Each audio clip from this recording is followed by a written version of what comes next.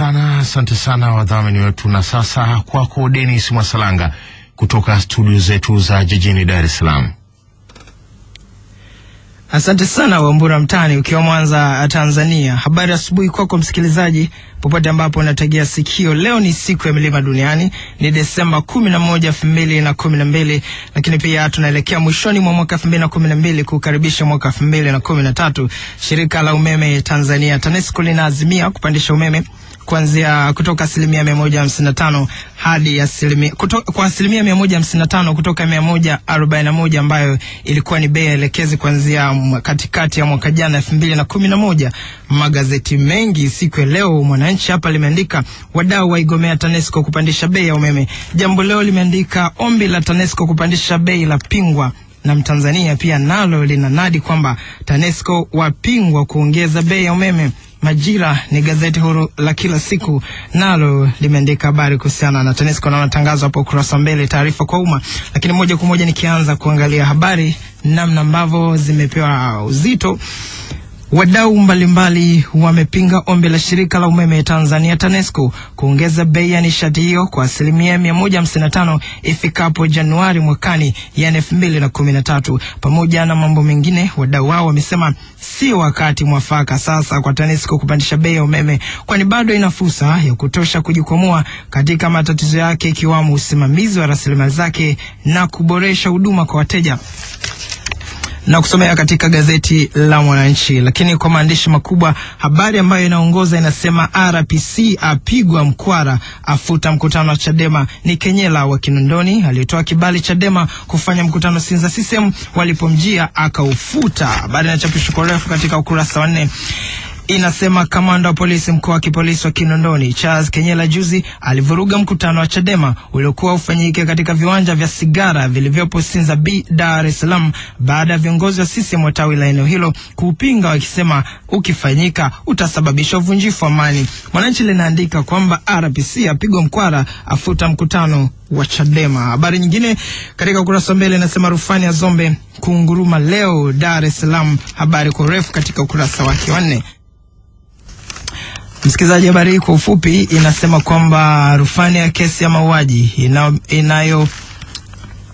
inayomkabili aliyekuwa mkuu wa upelelezi wa makosa ya jinai mkoa wa Dar es Salaam RCO Abdalla Zombe na wenzake 8 inatarajiwa kusikilizwa leo katika mahakama ya rufani. Kurasa za ndani kwa ufupi, Mwananchi limeandika LHRC yalalamikia ukiukwaji haki za binadamu hapa nchini. Hiki ni kituo cha sheria na haki za binadamu. Watu 25 mbaroni kwa kuteka gari la maiti, ni habari ambayo imejiri hivi karibuni kutokea mjini Singida. Vigumu kuacha ukeketaji, asema Ngariba akiwa uko Mugumu Serengeti. Wakati taifa likiwa katika siku 16 za kampeni ya kupinga ukatili wa kijinsia, baadhi ya wanawake wanaoendesha vitendo vya ukeketaji watoto wa kike Mangariba wilayani Serengeti katika mkoa wa Mara wamesema hawezi kuacha kazi hiyo hadi hapo wazazi wa watoto watakapoacha kuwapeleka watoto wao kuwakeketa, linaandika gazeti la Mwananchi. Gazeti la Mtanzania, msikilizaji wa Radio Free Africa, ukurasa mbele kuna habari kubwa inasema walimu watangaza kuhujumu wanafunzi, wasambaziana ujumbe kupitia simu za mkononi, wajifananisha na Wachina, wazalisha bidhaa feki, mkuu wa mkoa awashtukia, awatangazia vita. Habari inasema walimu mkoani Simiyu wamejipanga kuwahujumu wanafunzi. Habari inaendelea katika ukurasa wa 3, inasema wa shule za msingi na sekondari baada ya kuanza kusambaziana ujumbe mfupi wa simu za mkononi, wakihamasishana kufanya hivyo kila wanapoingia madarasani. Mtanzania limeandika kwamba wajifananisha na Wachina kuzalisha bidhaa feki. Haya, ukurasa mbele huo ndivyo ambavyo nakusomea. Tukienda katika kurasa za ndani kwa ufupi, habari nasema rufaa Zombe kwa kunguruma leo pia imeandikwa katika Mtanzania. Lakini katika habari za kimataifa katika ukurasa 4, Hugo Chavez akubali aishe, ajiandaa kuachia ngazi. Habari inachapishwa kutoka Caracas huko Venezuela. John Mahama ashinda urais nchini Ghana. Habari inatokea Accra inasema tume ya uchaguzi EC nchini Ghana imetangaza John Mahama kuwa mshindi wa kiti cha urais katika uchaguzi uliofanyika Ijumaa iliyopita baada ya kupata asilimia 50.7 ya kura dhidi ya mpinzani wake Nana Akufo-Addo aliyepata asilimia 47.74. Mahama anaendelea kushikilia kiti hicho baada ya kushikilia kuifikisha nchi katika uchaguzi baada ya kifo cha Rais John Atta Mills. Mkutano wa kigoda cha Mwalimu kufunguliwa kesho hapa Dar es Salaam. Habari ipo katika ukurasa 5. Hili ni gazeti la Tanzania, gazeti la Majira, gazeti huru la kila siku. Lenyewe limeandikwa kwa maandishi makubwa kwamba kesi ya Zombe kusikilizwa leo. Serikali yakata rufaa kupinga hukumu ya awali yapangiwa majaji watatu, hoja 11 kuwasilishwa. Habari nimekudokeza katika takriban magazeti yote yaliyopita. Nyalandu ailipua TANAPA, wafanyakazi wadaiwa kuihujumu mamlaka. Habari kwa ufupi pia inapatikana katika ukurasa wa 4. Inasema Wizara ya Maliasili na Utalii imesema baadhi ya wafanyakazi wa makao makuu ya mamlaka hifadhi za taifa TANAPA wanashiriki kuihujumu mamlaka hiyo ili kulinda maslahi yao kwa kupokea rushwa na kuwanyanyasa wawekezaji wazawa. Haya, maimamu watuangana Makonde msikitini wakigombea uongozi. Habari inatokea huko Mpanda. Inasema jeshi la polisi wilayani Mpanda mkoa mpya wa Katavi linawashikilia watu 4 wanaodaiwa kuwa maimamu wa dini ya Kiislamu ambao wanatuhumiwa kufanya vurugu na kurushiana makonde ndani ya msikiti wa Ijumaa Kawajensi, hivyo kusababisha ibada ishindwe kufanyika. Habari inaandika kwamba maimamu watuangana Makonde msikitini wakigombea uongozi kutoka huko Mpanda.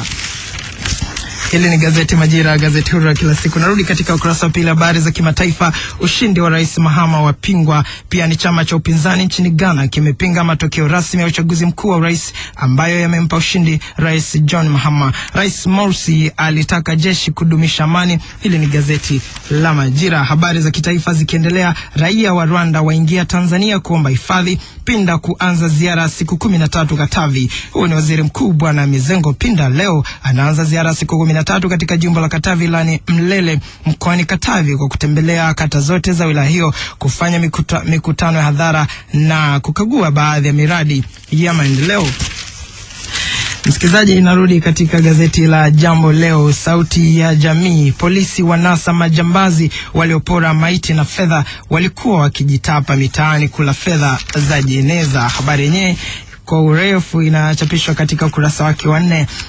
Msikilizaji, inatokea Singida. Inasema jeshi la polisi mkoa wa Singida limefanikiwa kuwakamata majambazi 25 wakiwa na vitu vilivyoporwa. Wafiwa wa gari la chuo kikuu cha kilimo cha Sokoine yaani SUA lililokuwa limebeba maiti ya wanafunzi wa chuo hicho kwenda Tarime. Kamanda polisi mkoa wa Singida ACP Linus Sinzumwa alisema mjini Singida jana kuwa watuhumiwa hao walikamatwa baada ya kufanyika msako mkali ulioendeshwa na askari polisi kwa kushirikiana na wananchi.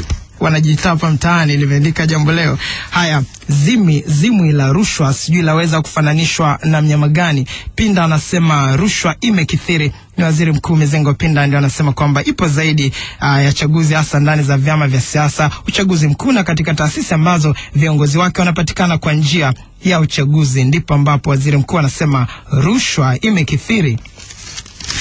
Na kurasa za ndani gazeti ni Jambo Leo. Shule yapigwa jeki. Habari inasema kituo cha kulelea watoto yatima na wanaoishi katika mazingira magumu cha Kind Heart Africa kilichopo kata Majohe Chanika mkoani Dar es Salaam kwa kushirikiana na kampuni ya mafuta ya Camel Tanzania wamekabidhi msaada wa madawati 50 kwa shule za msingi Kigenzi.